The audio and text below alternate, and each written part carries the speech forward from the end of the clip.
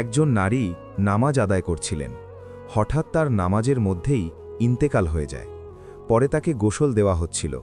তার শরীরে যখনই পানি ঢালা হলো, সঙ্গে সঙ্গে তার দেহ থেকে এক অদ্ভুত ও অত্যন্ত মনোরম সুগন্ধ ছড়িয়ে পড়ল।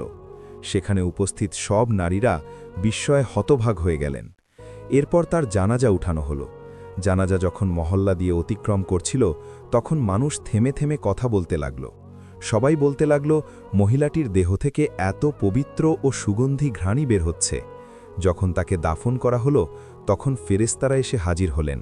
তার নাম ডাকা হলো, আমলনামা খোলা হলো। ফেরেশতারা জিজ্ঞেস করলেন, তোমার রব কে? তিনি মুচকি হেসে বললেন, আল্লাহ। এরপর জিজ্ঞেস করা হলো, তোমার নবী কে? তিনি উত্তর দিলেন, মুহাম্মদ সাল্লাল্লাহু আলাইহি ওয়াসাল্লাম। তৃতীয় প্রশ্ন করা হলো, তোমার দ্বীন কি? তিনি বললেন, ইসলাম। ফেরেশতারা হাসলেন এবং বললেন, মুবারক হোক, আল্লাহ তোমাকে সুসংবাদ দিয়েছেন। হুকুম দেওয়া হলো, জান্নাতের বিছানা বিছিয়ে দাও। কবর নূরে ভরে গেল।